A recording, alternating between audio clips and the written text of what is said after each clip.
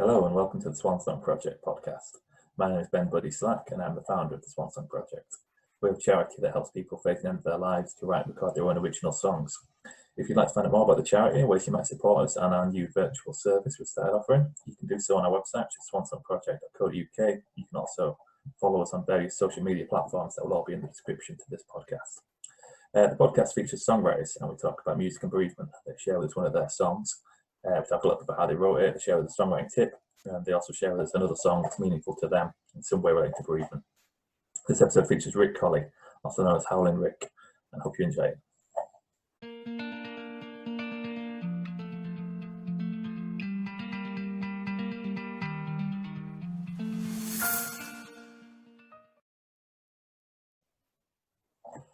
Okay, so today I'm here with Ric Colley, also known as Howlin Ric, from Howlin Ric and the Roceteers. How are you doing, Ric? Thanks for joining me.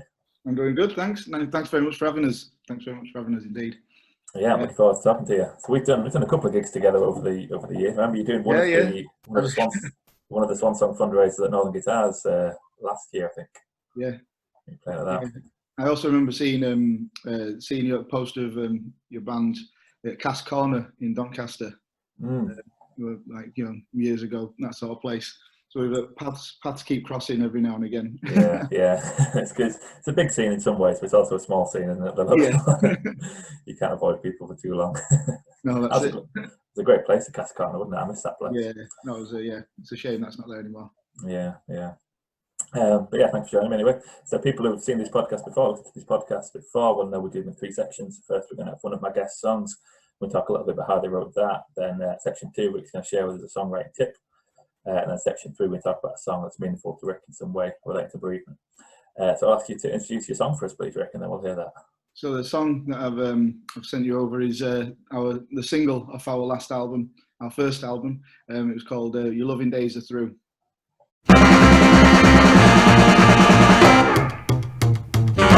It's only been a little while since you walked through my door, but I've heard enough, seen too much to want you anymore. Why did you have to go? Tell me lies, lies, lies.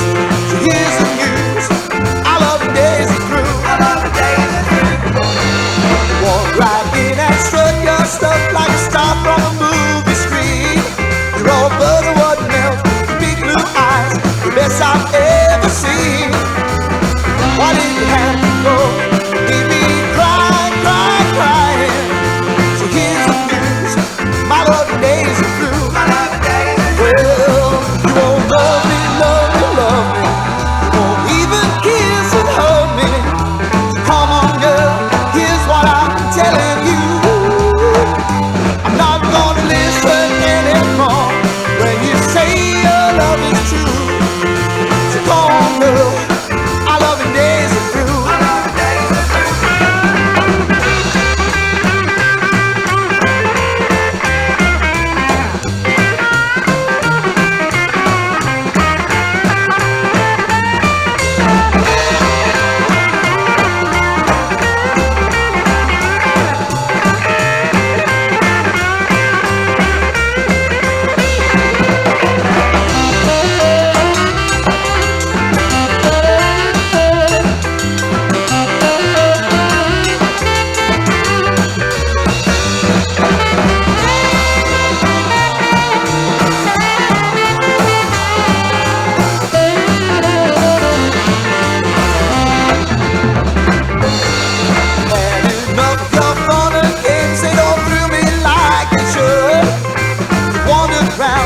Lost and found, drag your name right through the mud.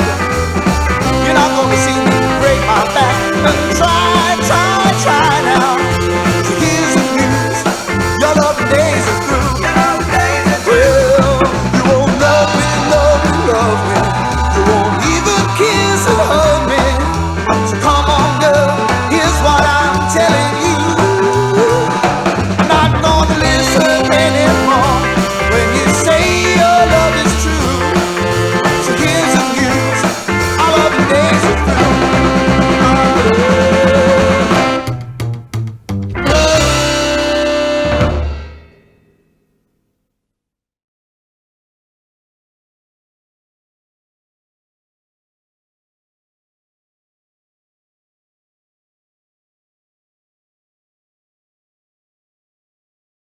Okay, great stuff. So that was Your Loving Days Are Through by Howlin Ric and the Roceteers. Yeah, it's a great song. It's a cool video as well. Yeah, it was. We recorded it in Sheffield. The video. A guy, a friend of ours called John Slemensek, who we've known for a long time. He's a professional video maker, filmmaker now. So we're lucky enough to get sort of twist his arm to sort of like do it for us. Going, oh, I'll buy you some lunch as well, and the kind of things that they have to do. But yeah, we had a day in Sheffield, and Johnny Hick and Claire Hick dancing on the video as well. A big pal fest, basically. A lot of friends getting involved to help make it happen, really. Yeah, it works really nicely. It's a really good video. What can you tell us about writing the song then? So you say that was the first single off the album? Yeah. I find when we started doing Howlin Ric, it's like something I wanted to do without realising it was something that you could do really for a long time. Just writing your own songs in a style that you like, that you've loved all your life. I suppose a big influence on that was again a local guy. Sam Thornton from King Zephyr. Yes. Yeah. So he basically started doing King Zephyr, writing songs in an old ska R&B fashion. And I was like, hang on a minute, I could do that as well, I guess. So I was like, I love rock and roll. Like people said to you in the past, like write your own stuff, and you think, oh well, who won't? But then you just eventually get the bug to do it, and so I started writing stuff like that. And one thing I was really conscious of when writing rock and roll songs is basically not to do the cliched stuff that you would find in those like them deep cuts of like 50s tunes where they just say baby a lot and talk about cars and that. Because I think the modern ear needs a lot more than what maybe people needed back in the 50s. We've had like people like Bob Dylan and stuff write amazing lyrics and stories, and you need more content in the songs than what maybe the original rock and roll lyrics would provide. So that's why people like Chuck Berry, who's like kind of, even though he's an amazing guitarist, is people consider him a poet because his lyrics stood out far and above loads of other artists of the time. So always very conscious about making sure the content is modern, sort of kind of relevant, and even though it's dance music, it's rhythm and blues, so it's got to be the actual story itself's got to be a little woeful, I guess, as well. So it's always a good platform, thinking about love ending and all that. It's a classic. yeah, never short material there.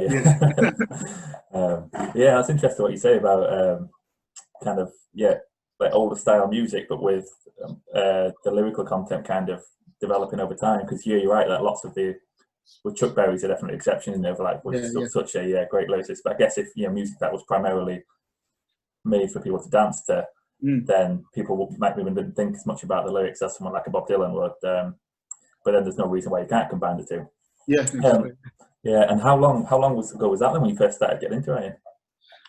This band's been going 5 years, and like I'd maybe written the occasional bits of songs just for myself, like I'm going to try and write a really sad song today, or I did a little bash one time of trying to write the saddest country song I've ever heard.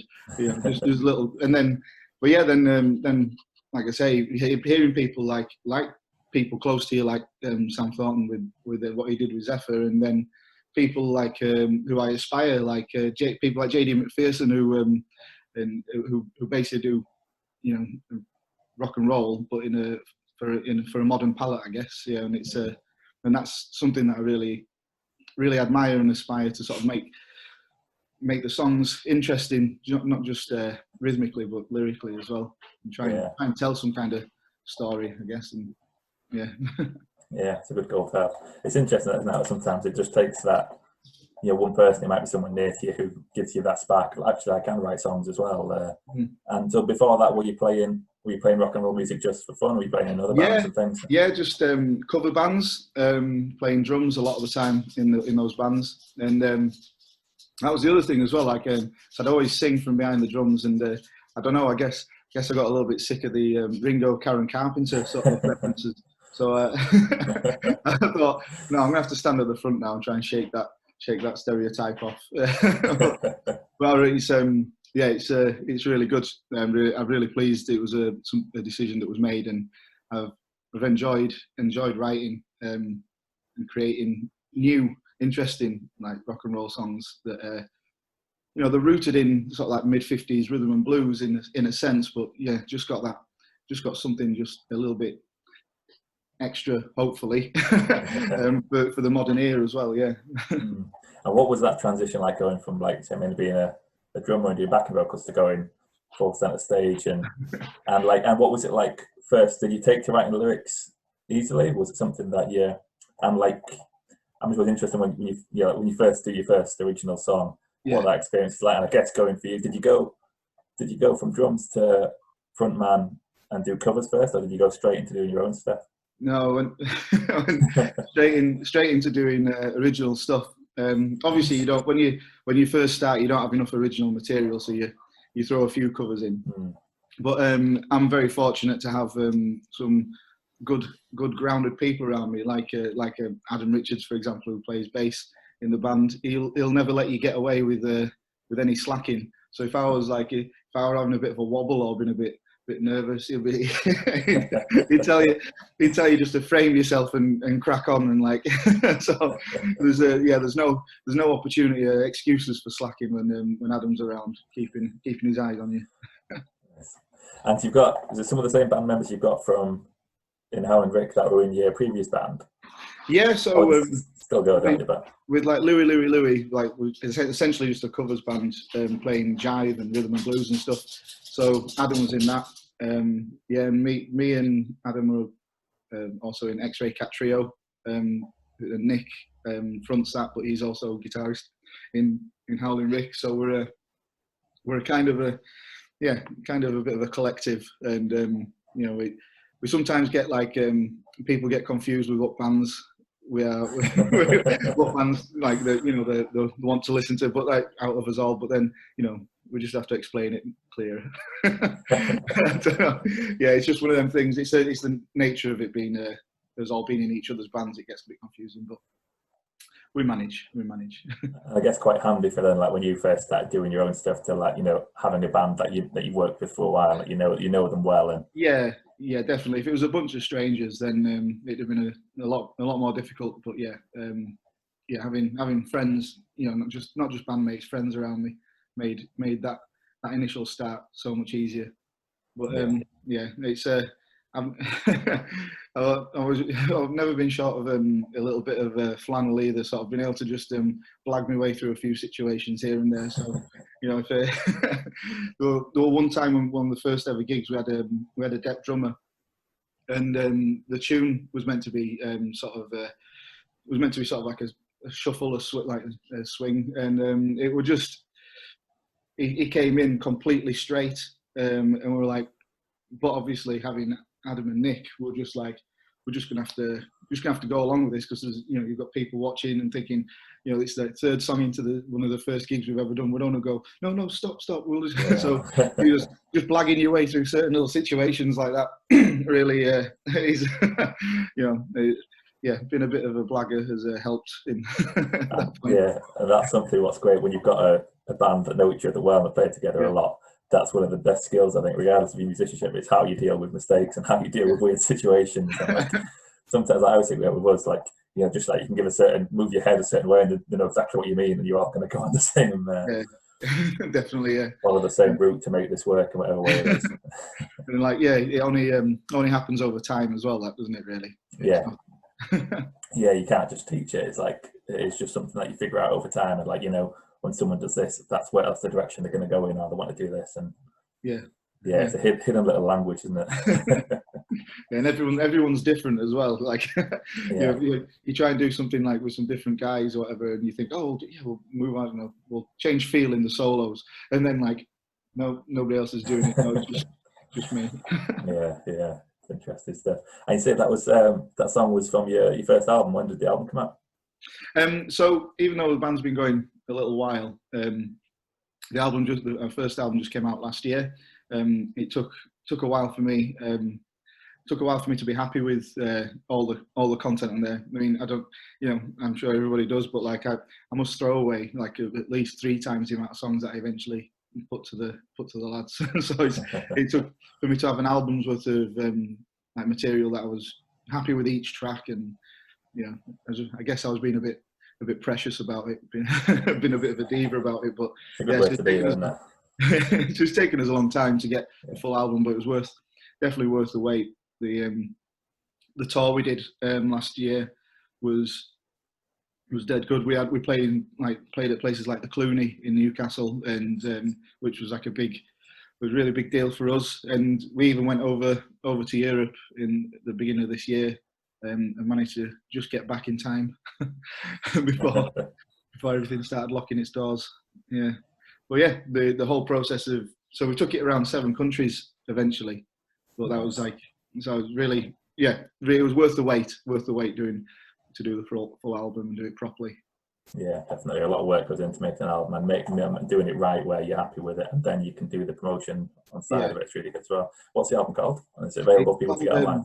It's called Waiting by the Dance Floor, and it's you can find it on Bandcamp and all that kind of thing. It's also, you can stream it on all the usual places. Yeah, like Spotify and that. We are having a website built at the moment, and then when there's a bit more spare cash, talking about, that'll get finished and be there.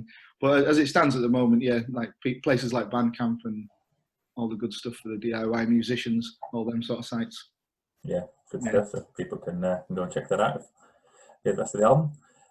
Let's move into section 2 now, Joe. This is where I ask my guests to share with us a songwriting tip that's might be useful to other songwriters. So, what would your tip be for us, Rick?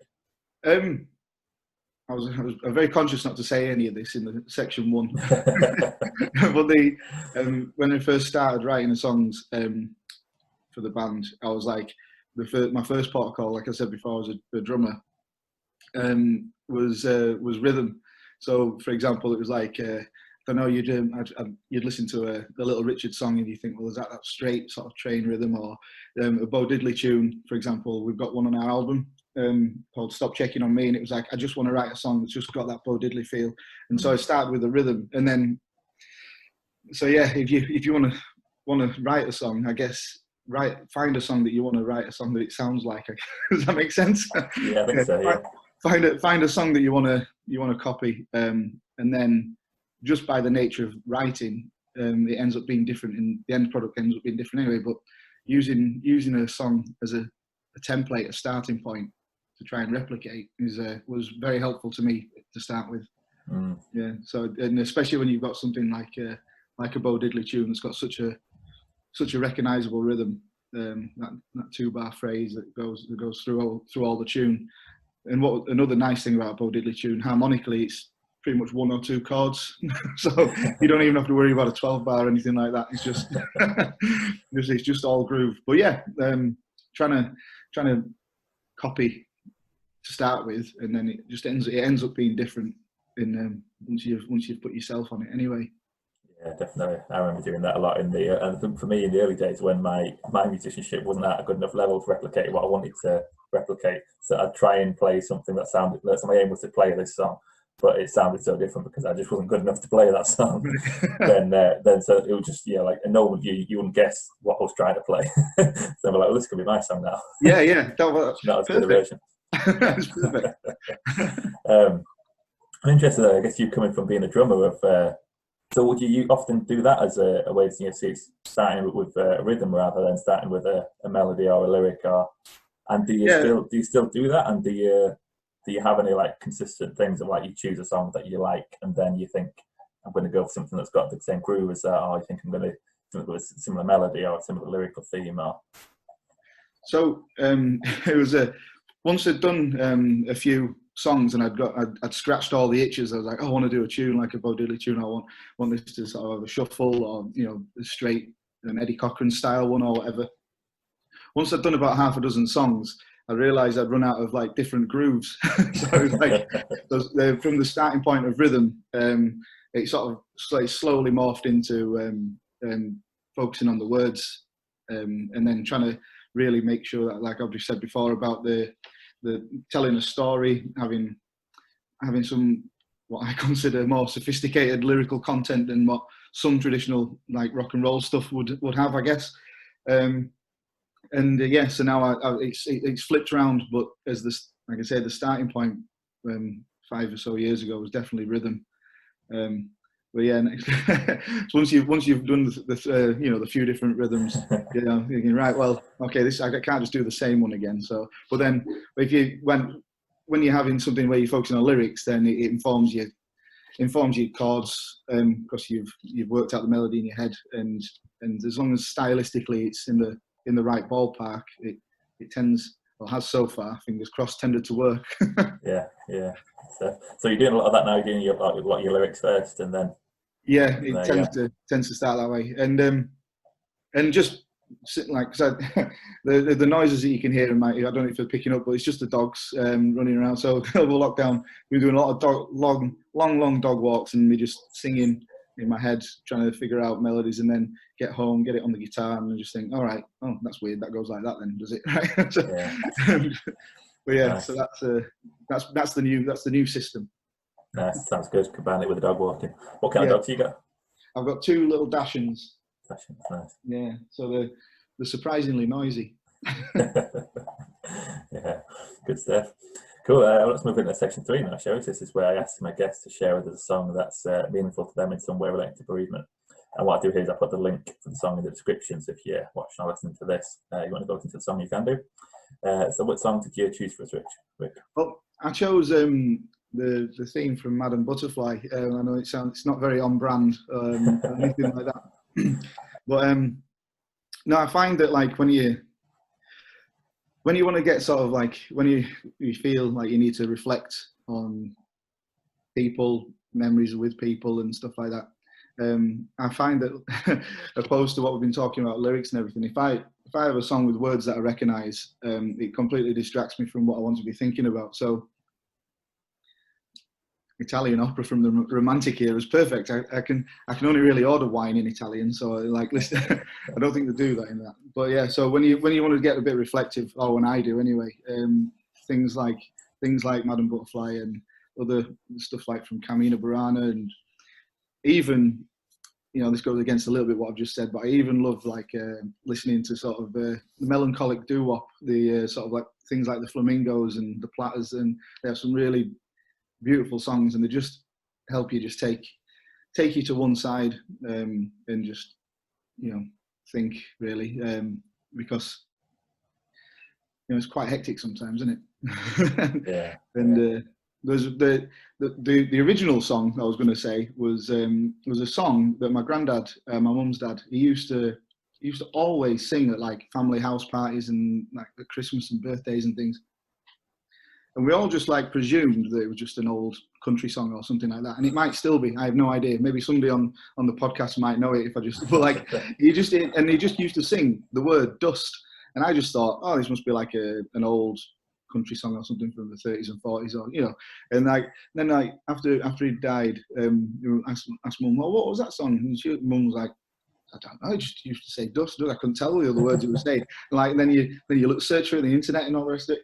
And it's just funny because he'd be singing that song and he'd be dancing around, and he always had like loads, like more change than anyone would ever need, just in his pocket. So when he was dancing around, he was just jingling around all the time, and singing this song "Dust" that I have no idea if he made it up, if it exists or anything. So it's just only my granddad Jack knows. So but that's a fun memory. But yeah, that's how some original music from his own life. Various dust song. Yeah. So if anybody knows if this old song, I mean, if you type in dust on the internet, you get some unusual things back that definitely not what my granddad had in mind. But like, if there's an old song anywhere called Dust that anyone knows, I'd be more than grateful to find out. There was other lyrics to it, but you just couldn't make them out, is that? He couldn't tell or remember what he was saying. So, the thing was just him jangling around with all the change in his pockets. Yeah, back when we used to use cash. Yeah, yeah, nice memories. And yeah, I agree with what you were saying at the start about the opera, of like those pieces where you can't relate to the lyrics, but like there's so much emotion in the delivery of it. It's and yeah, it can really pull you into some different reflective places, can't they? Yeah, definitely. I did did a classical music degree, so I ended up sort of getting introduced to a lot of like new stuff, and I guess some of that stuff has stuck with me over the years. And yeah, there was pieces like that. I don't basically whenever I end up putting stuff like this on, like my bandmates and my family just know to give me a wide berth and just not talk to me for a while, because I'm in one of my moods and just thinking. So just need, on tour, or you just need to be left alone. A little bit of Rick time and just listen to opera. Yeah, not very on brand, but it is what it is. It's good to have diverse influences, isn't it? Yeah. Yeah, good stuff. Well, thanks a lot for joining me, Rick. I really enjoyed Really chatting to you. Appreciate you asking. Yeah, and you got anything coming up that you want to mention? You've been quite a lot of live streams and things, haven't you? You got any coming up that you want to mention? Yeah. So Thursday the 30th. That's next Thursday, I believe, at this point. Yeah, Thursday the 30th is we're doing another Howlin Ric live stream from Cellar Bar, and to make it different to last time, I'm going to do a completely new set and with some brand new songs that's going to be on the next album, and also we're going to do a little bit of a poll, see what covers people want us to do, if they've ever thought, oh, this band would sound good doing this, so people can challenge us. So just to make it more interesting for maybe people who are return visitors to the live stream that we did last time. Yeah, so that's the next thing we've got coming up that we're looking forward to doing, and then after that, I'm sure we'll be back doing something a little bit later on in the year. Yeah, good once stuff. everything's chilled out. Yeah. So we're starting to get back towards live performances, aren't we? So hopefully we'll be back at some venues soon doing some performances. I'll tag all your pages and things in the description, nice. where people can follow you and check out the live streams and the album and everything. Cool. Good stuff. Yeah, thanks a lot, Rick. Appreciate your time, and hopefully I'll see you again in the near future. Yeah, you too, man. Thanks very much. Yeah, pleasure. And thanks for tuning in, everyone. I'll be back with another episode soon.